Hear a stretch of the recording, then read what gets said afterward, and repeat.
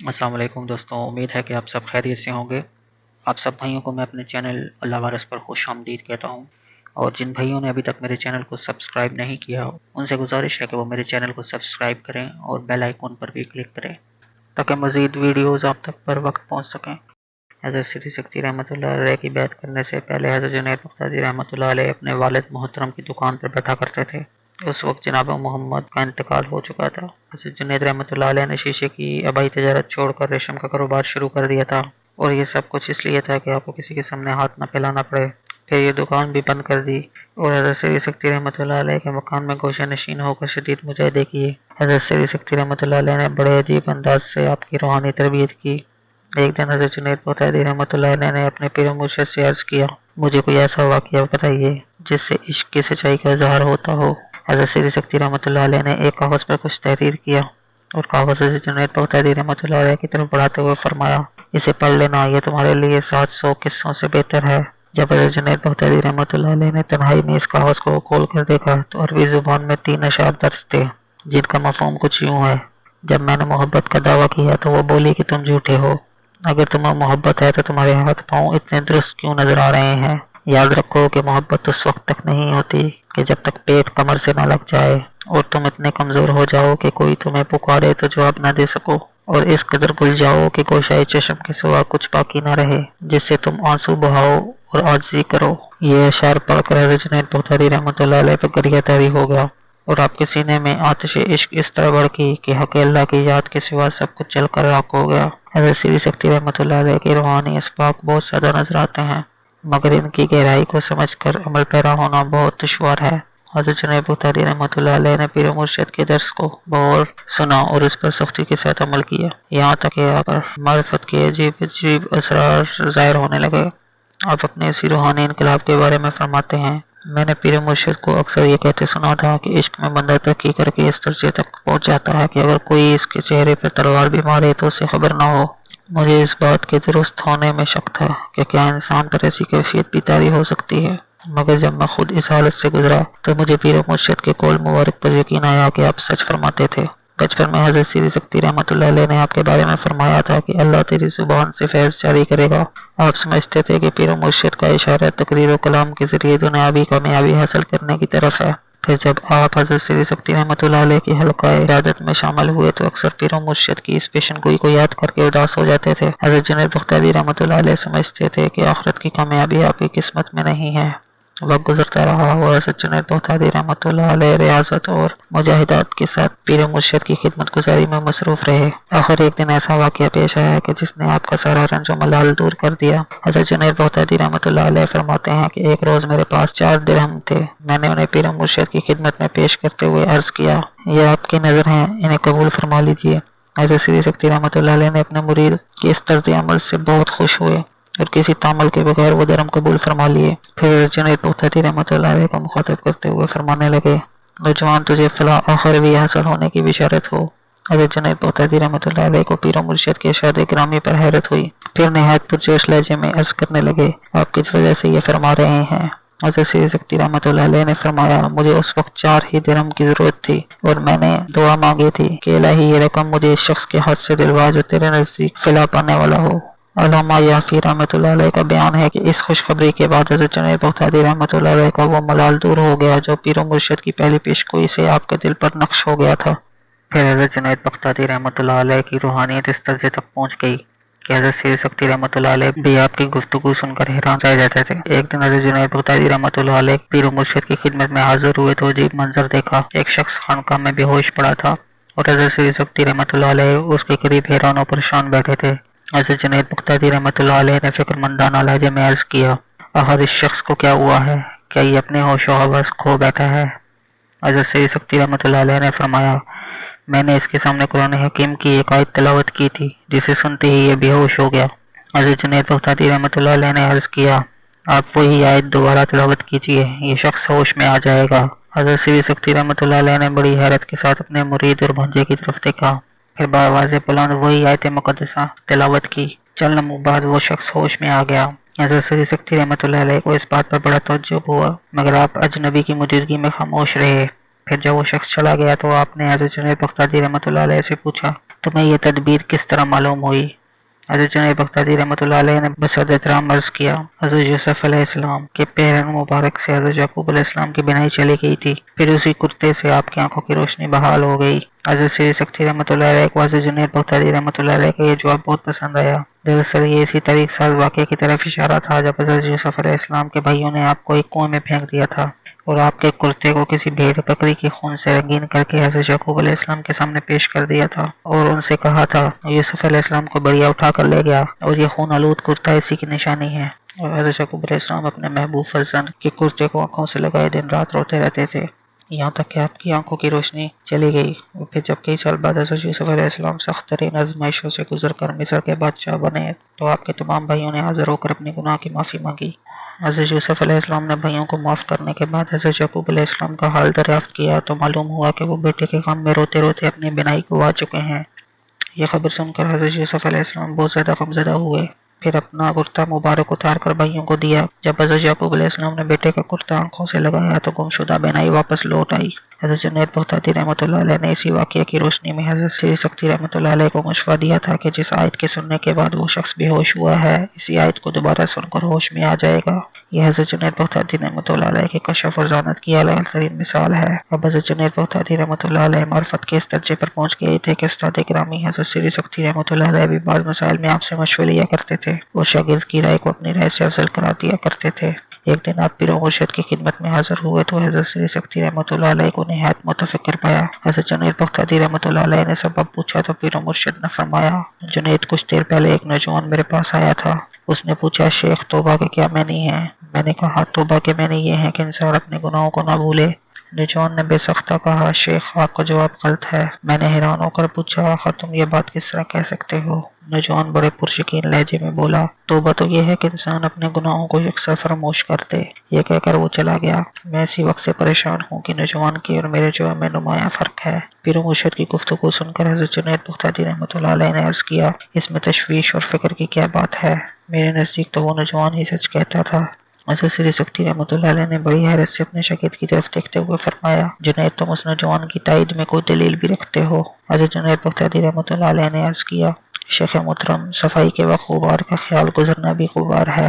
حضرت جنید بغدادی کا جواب اس قدر منطقی تھا کہ حضرت سید سکتی رحمۃ اللہ علیہ نے بلا تعامل اسے قبول کر لیا۔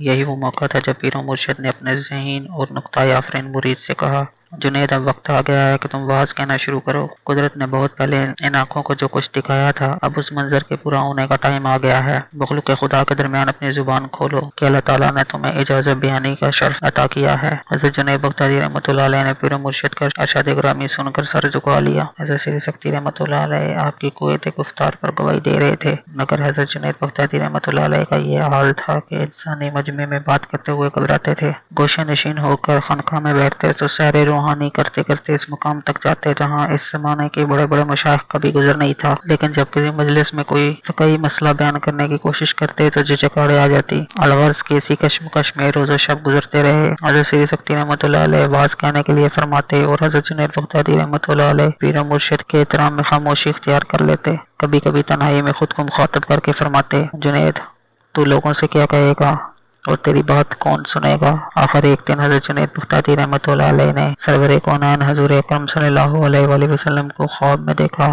رسالت مآب صلی اللہ علیہ وآلہ وسلم فرما رہے تھے جنید اللہ نے تمہیں ایک نعمت خاص بخشی ہے، اس کا شکر ادا کرنے کے لیے واز کہا کرو۔ سرور کائنات صلی اللہ علیہ وآلہ وسلم کا حکم سنتے ہی حضرت جنید بغدادی رحمۃ اللہ علیہ کی ذہنی گیرا کھل گئی۔ روایت میں آتا ہے کہ اسی رات پچھلے پہر جب یہ مبارک ترین خواب دیکھ کر حضرت جنید بغدادی رحمۃ اللہ علیہ بیدار ہوئے تو حضرت سید سکتی رحمۃ اللہ علیہ تشریف لائے اور آپ کے دروازے پر دستک دی۔ حضرت جنید بغدادی رحمۃ اللہ علیہ نے دروازہ کھولا تو پیر و مرشد کو موجود پایا۔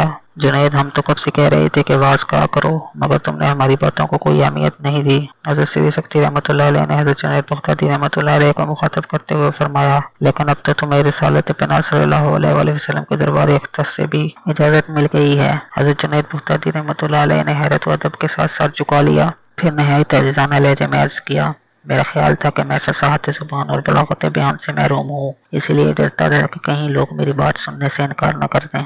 حضرت سید سکتی رحمۃ اللہ علیہ نے فرمایا تمہاری جھجک اور ڈر اپنی جگہ، مگر اب تو تمہیں برگاہ رسالہ صلی اللہ علیہ وآلہ وسلم سے سند حاصل ہو گئی ہے، بندگان خدا کا ہجوم تمہارا منتظر ہے، خلوت سے مجلس کی طرف آؤ۔ دوسرے دن حضرت جنید بغدادی رحمۃ اللہ علیہ جامع مسجد میں حاضر ہوئے۔ نماز ادا کرنے کے بعد حاضرین مسجد کو مخاطب کرتے ہوئے فرمایا، اہل ایمان، میں تم سے کچھ کہنا چاہتا ہوں۔ جنید، ہم تو برسوں سے گوش پر آواز ہیں مگر آپ کچھ کہتے ہی نہیں۔ حاضرین مجلس میں سے چند معمر افراد نے بغداد کے ایک نوجوان فقیر کی بات سن کر کہا، ہمیں یقین ہے کہ آپ بڑی پرتاثیر گفتگو کریں گے اور لوگوں کے سوئے ہوئے ذہنوں کو جگائیں گے اور مردہ دلوں میں نئی روح پھونکیں گے۔ لوگوں کا یہ انداز پذیرائی دیکھ کر حضرت جنید بغدادی رحمۃ اللہ علیہ حیران رہ گئے۔ دراصل یہ بھی حضرت رسالت مآب صلی اللہ علیہ وآلہ وسلم کی روحانی برکت کا نتیجہ تھا کہ اللہ تعالیٰ نے واز بیان کرنے سے پہلے ہی سامعین کو حضرت جنید بغدادی رحمۃ اللہ علیہ کی طرف متوجہ فرما دیا تھا۔ اس مختصر سی گفتگو کے بعد حضرت جنید بغدادی رحمۃ اللہ علیہ نے اپنے رب کی بڑائی بیان کی، پھر پیغمبر اسلام صلی اللہ علیہ وآلہ وسلم کی شان میں اپنے جذبہ